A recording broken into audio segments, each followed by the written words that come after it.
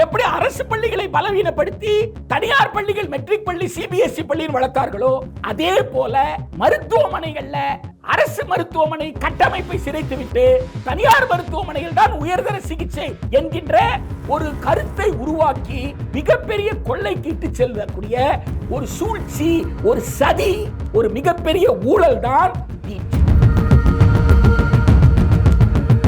ஒன்றிய அரசு சுகாதாரத்துறைக்கு ஒதுக்குற நிதி எவ்வளவுன்னு பாருங்க, கல்விக்கு ஒதுக்குற நிதி எவ்வளவுன்னு பாருங்க.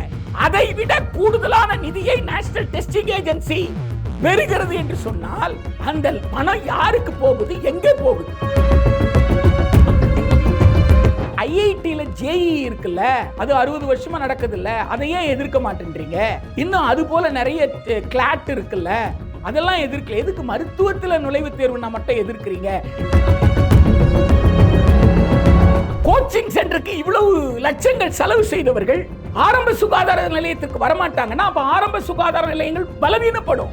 அப்ப ஆரம்ப சுகாதார நிலையங்கள் பலவீனப்பட்ட அந்த இடத்தை யார் வந்து நிரப்புவாங்க? தனியார் கிளினிக் நிரப்பும், தனியார் மருத்துவர்கள் தான் அந்த இடத்துல இருப்பாங்க. அதுக்கப்புறம் நீட்ல ஒரு பாடம், மற்ற 2 பாடத்துல 0, மற்ற 2 பாடத்துல எந்த கேள்விக்கு நான் பதிலே எழுத மாட்டேன், 0. அப்படி இருந்தால் கூட என்னால என்ன செய்ய முடியும்? நீட்ல சேர முடியும் என்பது எப்படி ஒரு தகுதியை தீர்மானிக்கக்கூடிய தேர்வு என்று நாம் எடுத்துக்கொள்ள முடியும்?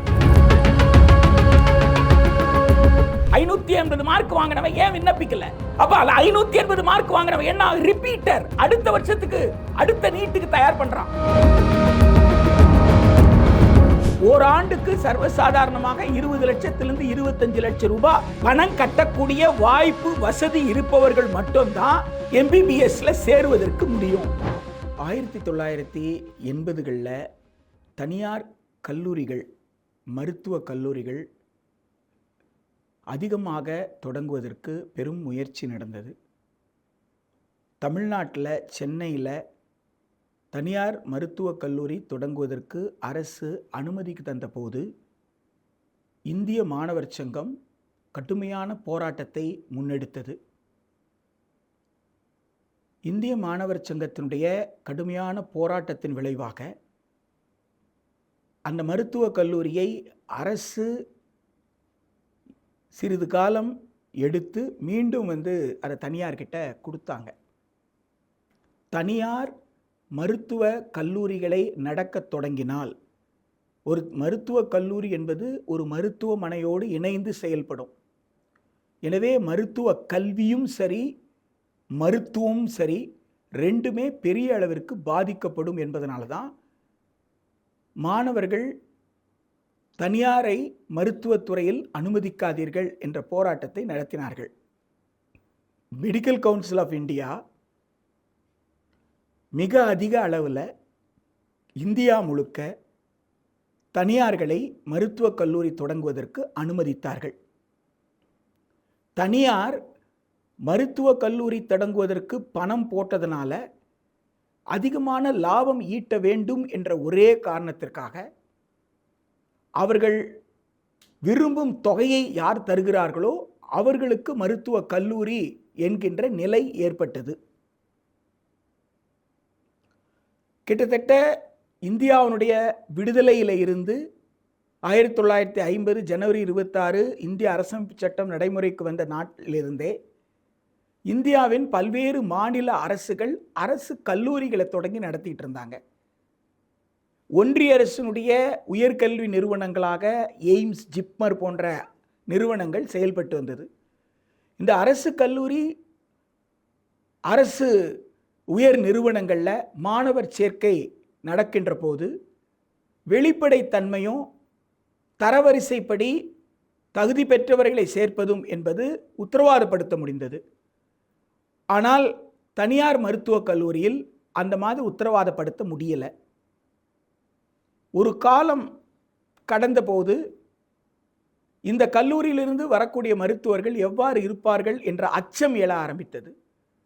ஆக தகுதி பெற்றவர்கள் எல்லாம் மருத்துவக் கல்லூரியில் சேர முடியாமல் வெளியே நிற்கின்ற போது பணம் ஒன்று மட்டும் இருக்கிற காரணத்தால் சிலர் சேர்ந்து விடுகிறார்களே, இது எந்த வகையில் மருத்துவத்திற்கு நியாயம் சேர்க்கும் என்பதுதான் எழுந்த கேள்வி.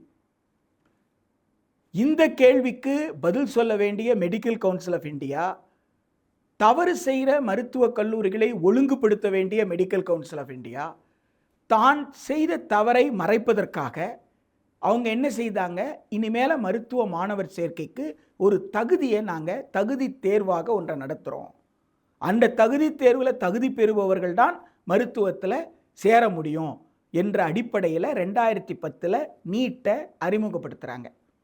அப்போ நீட்டை அறிமுகப்படுத்தின மெடிக்கல் கவுன்சில் ஆஃப் இந்தியா அந்த காலகட்டத்தில் எல்லோருக்கும் ஞாபகம் இருக்கும்.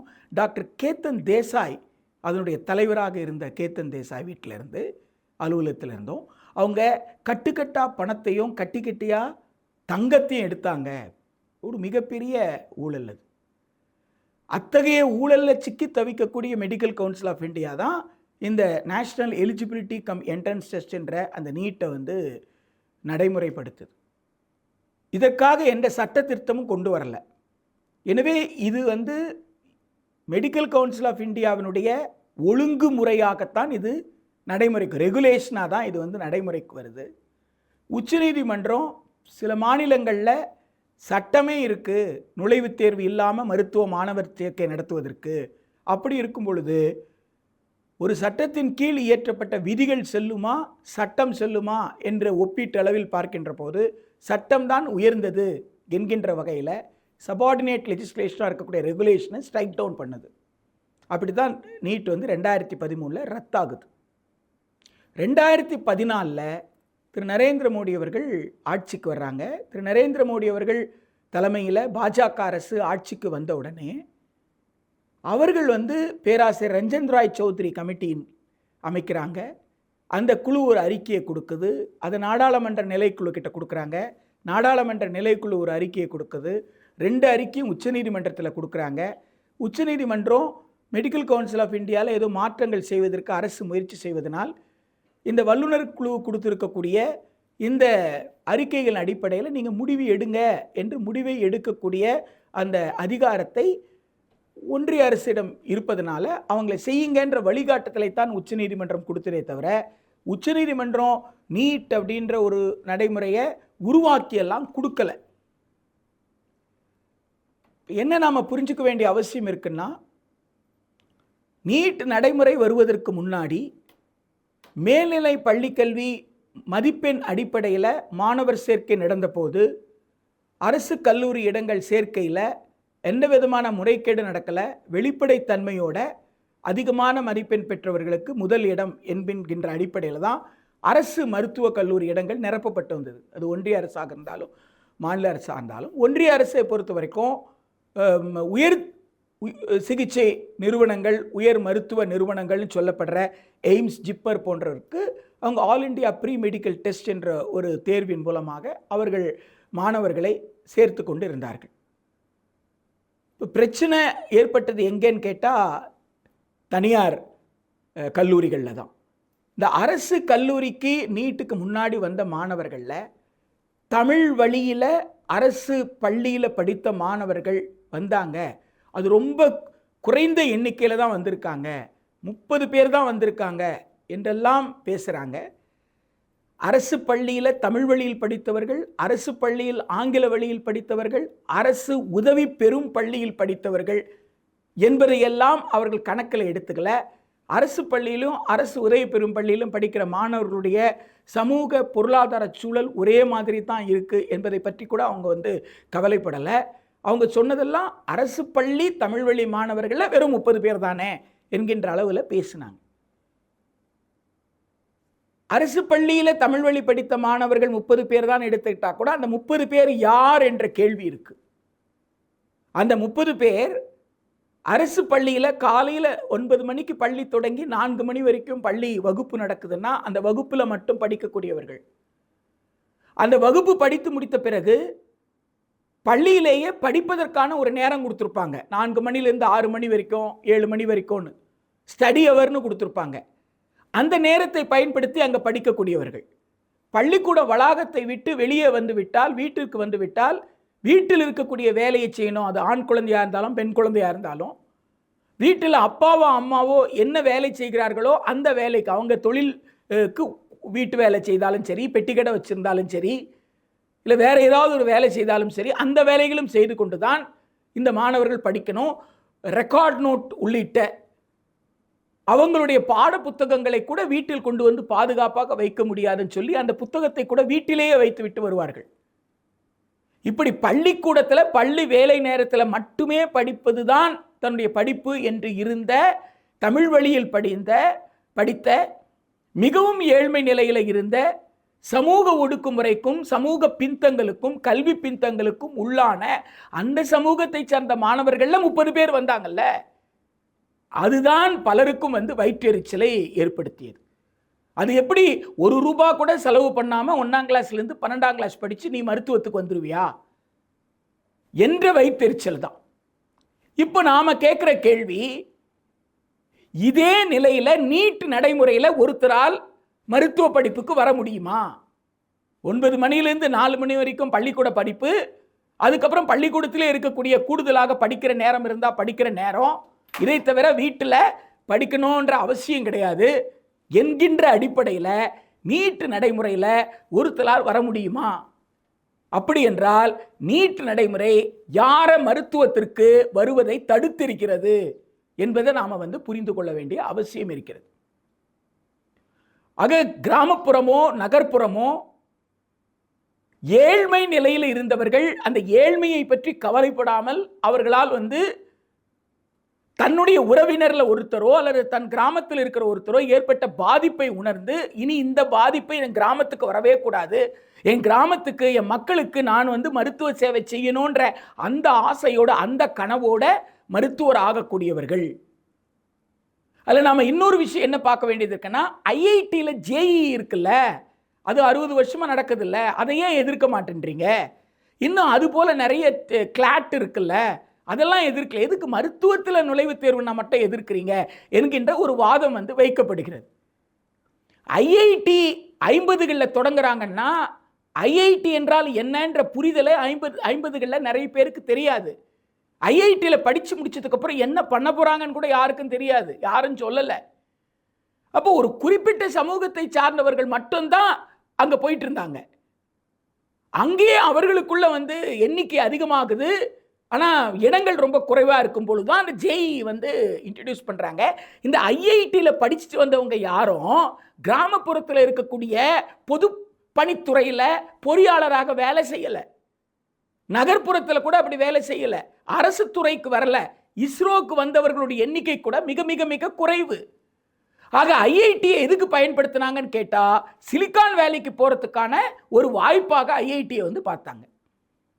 எனவே ஐஐடியோட இது ஒப்பிடவே முடியாது. ஐஐடியினுடைய இந்திய பொருளாதார வளர்ச்சிக்கு ஐஐடியினுடைய பங்களிப்பு என்ன? ஐஐடியில் படித்தவர்கள் தங்கள் மூளையை யாருக்கு செலவு பண்ணியிருக்கிறாங்க? அப்படித்தான் பார்க்கணும். பொறியாளர் ஆனதோ அல்லது ஐஏஎஸ் ஆனதோ அது எதுக்காக அப்படின்னு பார்த்தீங்கன்னா, அதை ஒரு அதிகாரத்தோடு பார்த்தாங்க. இல்லை பொறியாளர்ன்ற ஒரு கிராமத்தில் ஒரு கிணறு வெட்டணும்னா கூட ஒரு பிடபிள்யூடி இன்ஜினியர் இறங்குவார், ஜீப்பில் இறங்குவார். ஓ, பொறியாளர்னா இவ்வளோ பெரிய போஸ்ட், அப்போ என் பிள்ளையும் பொறியாளர் ஆகணும். ஒரு மாவட்ட ஆட்சியர் வர்றாரு அப்படின்னா அந்த மாவட்ட ஆட்சியர் அந்த அதிகாரத்தோடு தொடர்பு படுத்திக்கிட்டாங்க. அது பொறியாளர் ஆகட்டும் அல்லது ஆட்சி பணி ஆகட்டும், ஐஏஎஸ் ஆகட்டும். ஆக மருத்துவத்திற்கு மட்டும்தான் அதிகாரத்தோடு தொடர்பு படுத்திக்காம, பணம் ஈட்டணும்னு தொடர்பு படுத்திக்காம, மருத்துவத்தை ஒரு சேவையாக உழைக்கின்ற மக்கள் கருதினார்கள். அந்த சேவையாக கருதிய உழைக்கின்ற மக்களுக்கு ஒரே முதலீடு என்னன்னு கேட்டால், தன் பிள்ளைகளை அரசு பள்ளிக்கு அனுப்பி படிக்க வைக்கிறது.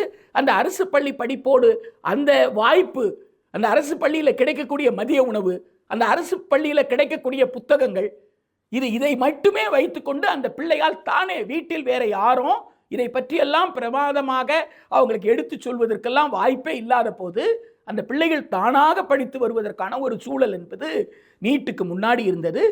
அந்த சூழல் என்பது முற்றிலுமாக நீட்டுக்கு பின்னாடி தள்ளி போயிருச்சு. அது அந்த மாணவர்கள் இனிமேல் நமக்கு மருத்துவம் கிடையாதுன்ற முடிவுக்கு போயிட்டாங்க. நிறைய பேர் பயாலஜியை எடுக்கலை. இந்த பின்னடைவுகளை நாம் ரொம்ப கூர்மையாக பார்க்க வேண்டிய அவசியம் இருக்கு. இந்த நீட்டை நடைமுறைப்படுத்தும் பொழுது 2 விஷயத்தை சொல்றாங்க. ஒன்று என்ன சொன்னாங்க? தனியார் கல்லூரிகளில் வணிக மையத்தை கட்டுப்படுத்துவோம், தனியார் கல்லூரிகளில் நாங்கள் தரத்தை தீர்மானிப்போம், இதுதான் சொல்லப்பட்டது. அது வல்லுநர் குழுவில் அதான் சொல்லப்பட்டது, நாடாளுமன்ற நிலைக்குழுவில் அதான் சொல்லப்பட்டது, உச்சநீதிமன்றத்திலே அதான் சொல்லப்பட்டது. 10 ஆண்டு கால இந்த அனுபவம் எதை நிரூபித்திருக்கிறது என்பதுதான். இந்த 10 ஆண்டு கால அனுபவம் எதை நிரூபிச்சிருக்கு அப்படின்னு சொன்னால், தனியார் மருத்துவக் கல்லூரிகள் சட்டத்திற்கு புறம்பாக கட்டணத்தை வசூல் செஞ்சிட்டு இருந்தாங்க. இன்றைக்கு அவர்கள் நேஷனல் மெடிக்கல் கமிஷன் ஆக்டில் 50% இடத்திற்கு கட்டணத்தை அவர்களே தீர்மானித்துக் கொள்ளலாம் என்று சொன்ன பிறகு அவர்களுக்கு எவ்வளவு பணம் வேண்டுமோ அவ்வளவு வசூல் பண்ணிக்கலாம். 50% சீட்டுக்கு தான் அரசாங்கம் கட்டணத்தை ஒழுங்குபடுத்தும். அந்த ஒழுங்குபடுத்துறதுல கூட அரசு கல்லூரியில் வசூல் பண்ற கட்டணத்தையே தனியாரை வசூல் பண்ணணும்னு எதிர்பார்க்க முடியாதுன்னு நீதிமன்றங்கள் பேச ஆரம்பித்து விட்டது. ஏனென்றால் தனியார் முதலீடு செய்கிறாங்க, அவங்க அதிகமாக செலவு செய்கிறாங்க, அவர்கள் பல வசதிகளை செஞ்சு கொடுக்குறாங்க. எனவே அதற்கு தகுந்தாற் போல தான் அவங்க கேட்பாங்க. அரசு செலவு செய்வதை எப்படி நீங்கள் அதோடு ஒப்பிட முடியும் என்பதெல்லாம் அந்த 50% இடத்தை கட்டணத்தை தீர்மானிப்பதிலேயே சிக்கல் இருக்கு. இன்னொரு 50% இடத்திற்கு எந்த சிக்கலும் கிடையாது. அவங்க விருப்பப்பட்ட போல கட்டணத்தை தீர்மானித்துக் கொள்ளலாம். அப்படின்னா ஓராண்டுக்கு சர்வசாதாரணமாக 20 லட்சத்திலிருந்து 25 லட்சம் ரூபாய் பணம் கட்டக்கூடிய வாய்ப்பு வசதி இருப்பவர்கள் மட்டும்தான் MBBSல சேருவதற்கு முடியும், மருத்துவர் இளநிலை பட்டப்படிப்பில் சேர முடியும் என்ற சூழல் அப்படின்னா 1 கோடியிலிருந்து 1.25 கோடி சட்டப்படியான பணம். இதற்கு மேலே எவ்வளவு செலவு செய்கிறாங்க அதெல்லாம் கூடுதல். சட்டப்படியாகவே இந்த பணத்தை அவங்க செலவு செய்யணும்னா இந்த வாய்ப்பு வசதி 140 கோடி இந்தியர்களில் எத்தனை பேருக்கு இருக்கிறது? 8 கோடி தமிழர்கள்னா இந்த 8 கோடி தமிழர்களில் 1 கோடியிலிருந்து 1.25 கோடி 5 ஆண்டுகளுக்கு செலவு செய்கிற அளவிற்கு கட்டணமாக மட்டும் கட்டக்கூடிய அளவுக்கு எத்தனை பெற்றோர்களாக முடியும்? இதுதான் நம்ம முன்னாடி இருக்கிற மிக முக்கியமான கேள்வி. ஆக நீட்டுக்கு முன்னாடி எது சட்ட விரோதமோ அது இன்று சட்டப்படி வசூல் செய்து கொள்ளலாம் என்று ஆயிற்று. இதன் விளைவு என்னாச்சு?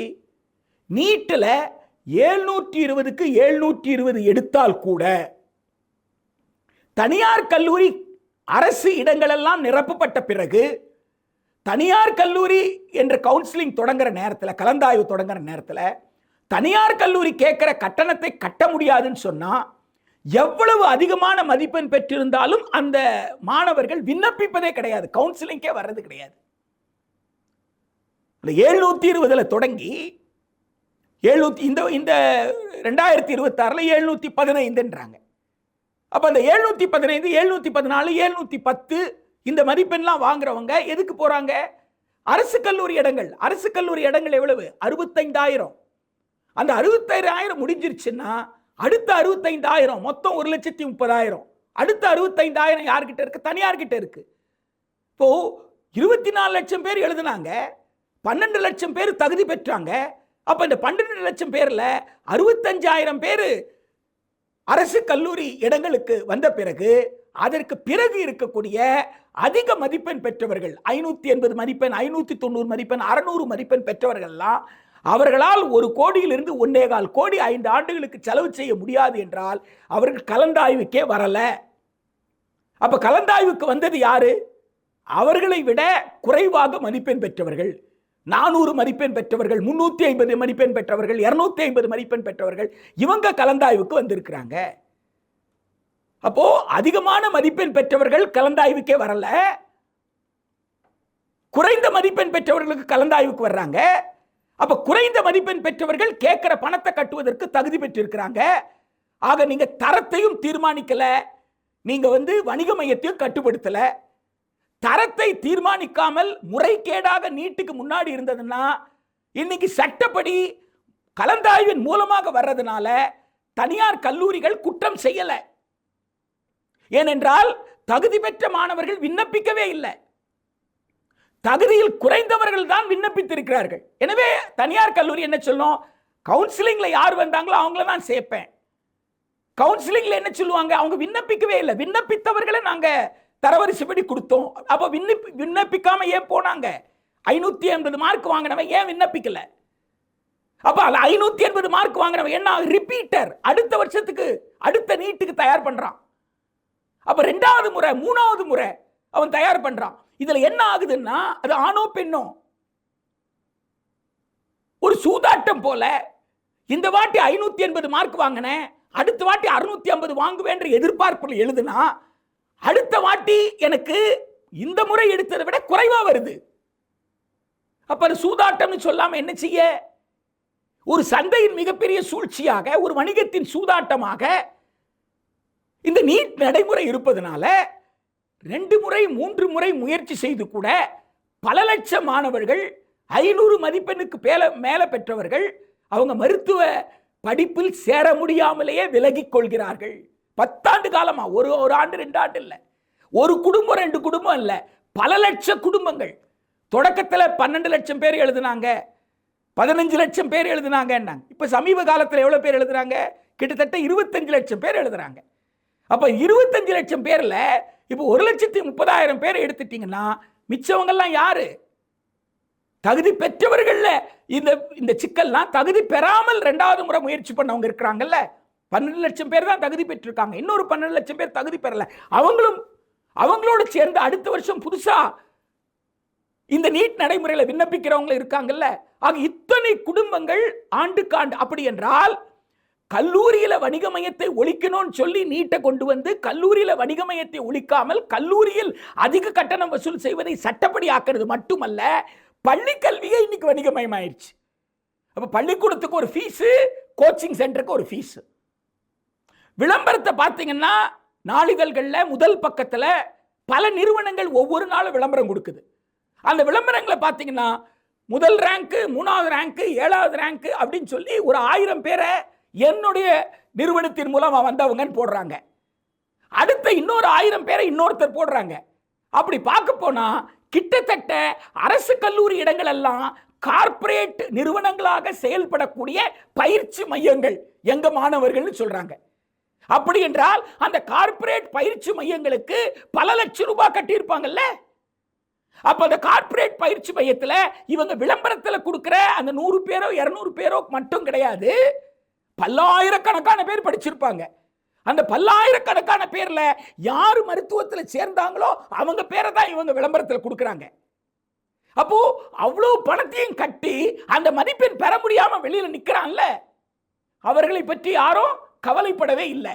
ஆக வணிகமயம் கல்லூரியில் ஒழிக்காதது மட்டுமல்ல, வணிகமயம் என்பது பள்ளி கல்வியை சிதைத்து வகுப்பறைக்கு வராமல் பள்ளிக்கூட படிப்பை பற்றி கவலைப்படாமல் அந்த மாணவர்கள் எங்க தள்ளப்படுறாங்கன்னா பயிற்சி மையத்தை நோக்கி தள்ளப்படுகிறார்கள். இதுல என்ன முக்கியமா நம்ம பார்க்க வேண்டியது இருக்குன்னா, மேல்நிலை பள்ளிக்கல்வி அடிப்படையில் மருத்துவ மாணவர் சேர்க்கை நடந்து கொண்டிருந்த போது 3 பாடத்திலும் சமமாக அதிக மதிப்பெண் பெற்றால் தான் உள்ள வர முடியும். ஆனா நீட் நடைமுறையில் அப்படி கிடையாது. நீங்க வேதியியல், இயற்பியல், உயிரியலுக்கு 60 கேள்விகள் கேட்பீங்கன்னு கேட்டா ஏதாவது ஒரு பாடத்துல 60 கேள்விக்கு நான் தயாராயிட்டேன்னா 240 மதிப்பெண் எனக்கு கிடைக்கும் என்பதை மட்டும் உறுதிப்படுத்திக்கிட்டா பணம் இருந்தா நான் எங்க சேரலாம்? மருத்துவரா சேரலாம். ஆக மற்ற 2 பாடத்தில் நான் கவனம் செலுத்தாமல் கூட என்னால் வர முடியும். +2ல 50% இருந்துட்டா போறோம் நீட்டுக்கு விண்ணப்பிக்கிறதுக்கு. அதுக்கப்புறம் நீட்டில் ஒரு பாடம், மற்ற 2 பாடத்தில் 0. மற்ற 2 பாடத்தில் எந்த கேள்விக்கு நான் பதிலே எழுத மாட்டேன், 0. அப்படி இருந்தால் கூட என்னால் என்ன செய்ய முடியும்? நீட்டில் சேர முடியும் என்பது எப்படி ஒரு தகுதியை தீர்மானிக்கக்கூடிய தேர்வு என்று நாம் எடுத்துக்கொள்ள முடியும். ஆக நீட்டின் நோக்கம் தோற்று போனது. ஒரு மக்களாட்சி மாண்புக்குட்பட்ட ஒரு நலவாழ் வரிசை, ஒரு வெல்ஃபேர் ஸ்டேட், டெமோக்ராட்டிக் ரிபப்ளிக்ல தன்னுடைய சட்டம் அல்லது தன்னுடைய திட்டம், தன்னுடைய கொள்கை ஒரு குறிப்பிட்ட காலத்திற்கு எப்படி செயல்பட்டது, அதன் பாதிப்பு என்ன, நன்மை என்னன்னு பரிசீலிக்கும். அதுதான் நாடாளுமன்றத்தோட வேலை. எனவே நாடாளுமன்றம் இதை பற்றி எல்லாம் விவாதித்து இருக்கணும். இதுல அதிகமான பாதிப்பு தான் இருக்கு, எதிர்பார்த்த நன்மை இல்லைன்னா இதை மாற்றிக்கொள்ளணும். ஆனால் அதை விவாதத்திற்கே உட்படுத்த மாட்டேன் என்று சொல்வது யாரை காப்பாற்றுவதற்காக? அந்நிய நாட்டு பல்கலைக்கழகத்தை அனுமதிப்பதற்கு VBSA பில் வருது. அப்ப அந்நிய நாட்டு பல்கலைக்கழகம் இங்க வந்தா 1 பெஞ்ச் மார்க்னு கேட்கிறான். அந்நிய நாட்டு மூலதனம் இங்க வருது. தனியார் கல்லூரிகள் என்ஆர்ஐ கோட்டா ஃபில் பண்ணணும், வெளிநாட்டில் வாழ்ற இந்தியர்கள் அவங்களுக்கு கூடுதல் கட்டணம் வாங்குறாங்க. அந்த கட்டணம் யாருக்கு லாபம்? தனியார் கல்லூரிகளுக்கு லாபம். அப்ப அந்த தனியார் கல்லூரிகள் கொள்ளையடிப்பதற்கான சட்டப்படியான அங்கீகாரமாக எது அமைந்திருக்கு? நீட் அமைந்திருக்குன்னா அப்ப 21ஆம் நூற்றாண்டின் மிகப்பெரிய ஊழல் தான் நீட். அப்ப 21ஆம் நூற்றாண்டின் மிகப்பெரிய ஊழலை திரு நரேந்திர மோடி அவர்கள் செய்து கொண்டிருக்கிறார்கள் என்றால் இதுவரை நடைபெற்ற ஊழல்களிலேயே உச்சபட்சமான ஊழலுடைய முகமாகத்தான் யார் இருக்கிறார் கேட்டா திரு நரேந்திர மோடியும் திரு நரேந்திர மோடி அவர்களுடைய தலைமையில் இருக்கக்கூடிய ஒன்றிய அரசும். ஏனென்றால் முழுக்க முழுக்க அந்நிய நாட்டினுடைய நிதி மூலதனம், அந்நிய பல்கலைக்கழகம், இந்தியாவில் இருக்கிற தனியார் பல்கலைக்கழகம் அவங்க எந்த சட்ட சிக்கலையும் மாட்டிக்கொள்ளாமல் அவர்களை பாதுகாக்கக்கூடிய ஏற்பாடாக இந்த நீட் நடைமுறை இருக்கு. இந்த நீட் நடைமுறையினுடைய மிகப்பெரிய சூழ்ச்சி என்னன்னா வெறும் மருத்துவ மாணவர் சேர்க்கையோட நிக்கல. இந்த நீட் நடைமுறையில வெளியில வரக்கூடியவர்கள் ஆரம்ப சுகாதார நிலையத்திற்கு மருத்துவர்களாக வருவார்களா? கோச்சிங் சென்டருக்கு இவ்வளவு லட்சங்கள் செலவு செய்தவர்கள் ஆரம்ப சுகாதார நிலையத்திற்கு வரமாட்டாங்கன்னா அப்ப ஆரம்ப சுகாதார நிலையங்கள் பலவீனப்படும். அப்ப ஆரம்ப சுகாதார நிலையங்கள் பலவீனப்பட்ட அந்த இடத்தை யார் வந்து நிரப்புவாங்க? தனியார் கிளினிக் நிரப்பும். தனியார் மருத்துவர்கள் தான் அந்த இடத்துல இருப்பாங்க. அப்ப அந்த தனியார் கிளினிக் இருக்குன்னா, தனியார் மருத்துவர்கள் இருக்காங்கன்னா அவங்க என்ன பண்ணுவாங்க? கார்ப்பரேட் நிறுவனங்களாக, மிகப்பெரிய தொழில் நிறுவனங்களாக செயல்படக்கூடிய மருத்துவமனைகளுக்கு நோயாளிகளை பரிந்துரைக்கிற ஃபீடர்களாக இருப்பாங்க. வயிற்று வலின்னு போறவன், தலைவலின்னு போறவனுக்கு எம்ஆர்ஐ ஸ்கேன்ல இருந்து சிடி ஸ்கேன்ல இருந்து அந்த மருத்துவமனையில் என்னென்ன கருவிகள் இருக்கோ அத்தனையும் பயன்படுத்தக்கூடிய ஒரு நோயினால் தன் உயிர் போயிடக்கூடாதுன்ற பயம், அந்த பயத்தை காசாக்குற மிக மோசமான வணிக செயல்பாடு. அப்போ இதை தடுப்பது எது? பொது சுகாதாரம். தடுப்பது எது? அரசு மருத்துவமனை. அப்ப அரசு மருத்துவமனை, அரசு ஆரம்ப சுகாதார நிலையத்துக்கு மருத்துவர் இல்லாமல் செய்துவிட்டால் தனியார் கொள்ளை லாபம் அளிக்கலாம். ஏன்னா நம்ம என்ன புரிஞ்சுக்க வேண்டியது இருக்குன்னா, மருத்துவ கல்லூரி தனித்து செயல்படாது. மருத்துவ கல்லூரியோடு சேர்த்து எது இருக்கும்? மருத்துவமனை இருக்கும். அப்ப அந்த நிர்வாகத்திற்கு ரெண்டு வகையில லாபம். மருத்துவ கல்லூரி மாணவர்களிட்ட இருந்து கட்டணத்தை வாங்கிக்குது, மருத்துவமனையில நோயாளி கிட்ட இருந்து கட்டணம் வாங்கிக்கிறான். இந்த மருத்துவ கல்லூரி மாணவர்கள் தான் அங்க என்ன செய்ய போறாங்க? அங்க வந்து அந்த மருத்துவர்களுக்கு உதவி செய்ய போய் சேவை செய்ய, இவங்க கட்டணத்தையும் கொடுத்தாங்க, சேவையும் செய்ய போறாங்க. ஆக எவ்வளவு பெரிய உழைப்பு சுரண்டல் இல்லாமல் பல மடங்கு கொள்ளை. ஆக இந்த மருத்துவமனைகளுக்கு நோயாளிகள் வரணும்னு சொன்னா அரசு மருத்துவமனைகள் பலவீனப்பட்டா தானே வருவாங்க. எப்படி கொஞ்சம் கொஞ்சமாக அரசு தொடக்க பள்ளிகளை பலவீனப்படுத்தி தனியார் நர்சரி பள்ளிகளை வளர்த்தார்களோ, எப்படி அரசு பள்ளிகளை பலவீனப்படுத்தி தனியார் பள்ளிகள் மெட்ரிக் பள்ளி, சிபிஎஸ்இ பள்ளியில் வளர்த்தார்களோ, அதே போல மருத்துவமனைகள்ல அரசு மருத்துவமனை கட்டமைப்பை சிதைத்துவிட்டு தனியார் மருத்துவமனையில் தான் உயர்தர சிகிச்சை என்கின்ற ஒரு கருத்தை உருவாக்கி மிகப்பெரிய கொள்ளைக்கு இட்டு செல்லக்கூடிய ஒரு சூழ்ச்சி, ஒரு சதி, ஒரு மிகப்பெரிய ஊழல் தான் நீட்.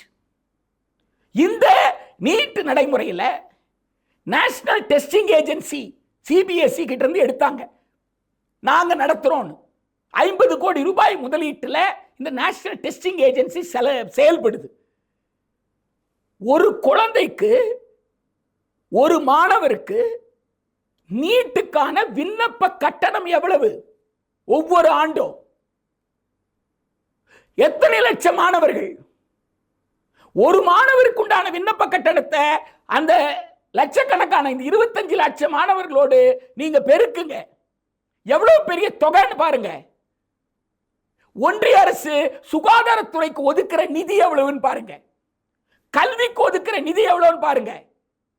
அதை விட கூடுதலான நிதியை நேஷனல் டெஸ்டிங் ஏஜென்சி பெறுகிறது என்று சொன்னால் அந்த பணம் யாருக்கு போகுது? எங்கே போகுது? அதுல யாருமே நிரந்தர அரசு ஊழியர்களாக இல்லை. எல்லாமே கான்ட்ராக்ட், ஒப்பந்த அடிப்படையில் கேள்வித்தாளை எழுதி கொடுப்பாங்க, தயார் பண்ணி கொடுப்பாங்க. தொழில்நுட்பம் இப்படித்தான் நாங்கள் வந்து இதுல என்ன நடக்குது அப்படின்னு சொல்லி பார்த்தீங்கன்னா, ஒவ்வொரு ஆண்டும் விதவிதமாக தவறு நடக்குது.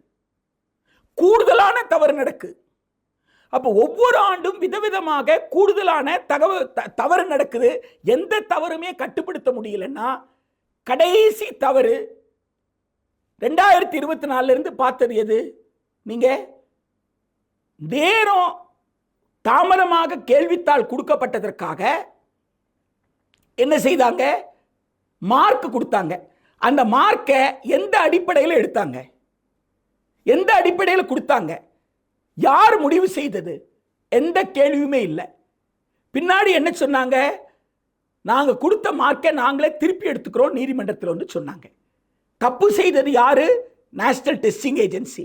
தண்டனை அனுபவிக்கிறது யாரு? தேர்வு எழுதின மாணவர்கள்.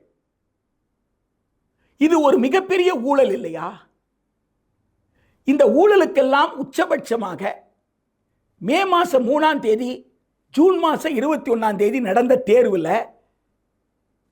நடக்கிற நேரத்தில் நீட் நடைமுறையில் போன கல்வியாண்டில் எம்பிபிஎஸ் சேர்ந்த முதலாண்டு, 2ஆம் ஆண்டு, 3ஆம் ஆண்டு, 4ஆம் ஆண்டு, 5ஆம் ஆண்டு எம்பிபிஎஸ் ஸ்டூடெண்ட்ஸு அந்த ஞாயிற்றுக்கிழமை மே 3 ஆகட்டும் ஜூன் 20 எங்கே இருந்தார்கள்? இந்த மாணவர்கள் அவரவர்களுடைய கல்லூரி வகுப்பறைக்கு அல்லது விடுதிக்கு வரவழைக்கப்பட்டு அவங்க ஆசிரியருடைய நேரடி கண்காணிப்பில் அமர்ந்திருந்தார்கள். அதாவது கிட்டத்தட்ட பிரிவென்டிவ் அரெஸ்ட். ஏன் இந்த பிரிவென்டிவ் அரெஸ்ட்? அவர்கள் ஆள் மாறாட்டம் செய்யக்கூடாதுன்னு. அதாவது இப்போ நீட் எழுதுறவனுக்கு பதிலாக இவர்கள் வந்து நீட் எழுதுவாங்களாம்.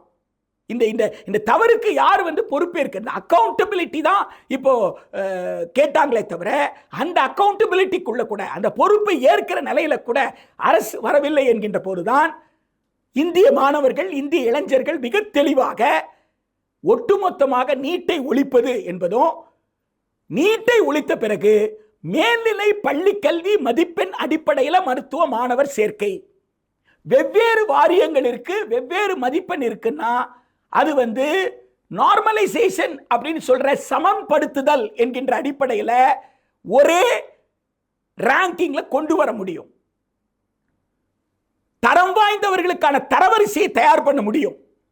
வெளிப்படைத்தன்மையோடு தகுதி பெற்றவர்களுக்கு மருத்துவ மாணவர் சேர்க்கை உறுதிப்படுத்த முடியும். ஏற்கனவே தமிழ்நாட்டில் பொறியியல் கல்லூரியிலிருந்து சட்டக்கல்லூரி வரைக்கும் பல்வேறு கல்லூரிகளுக்கு அந்த நடைமுறையை பின்பற்றி காட்டியிருக்கிறோம். ஏனால் அதில் வந்து தரமானவர்களை மருத்துவ மாணவர் சேர்க்கைக்கு 100% உத்தரவாதம் கொடுக்க முடியும். எனவே மேல்நிலை பள்ளிக்கல்வியை வலுப்படுத்துவது பழைய நடைமுறை என்று சொல்லப்படுற அந்த மேல்நிலை பள்ளிக்கல்வி மதிப்பெண் அடிப்படையில் மருத்துவ மாணவர் சேர்க்கை என்பதுதான் நியாயமான நடைமுறையாக இருக்க முடியும். அதனால தான் நீட்டை முற்றிலுமாக விலக்கிக் கொள்ள வேண்டும். அது ஊழலை தவிர வேறு எதற்கும் பயன்படாது.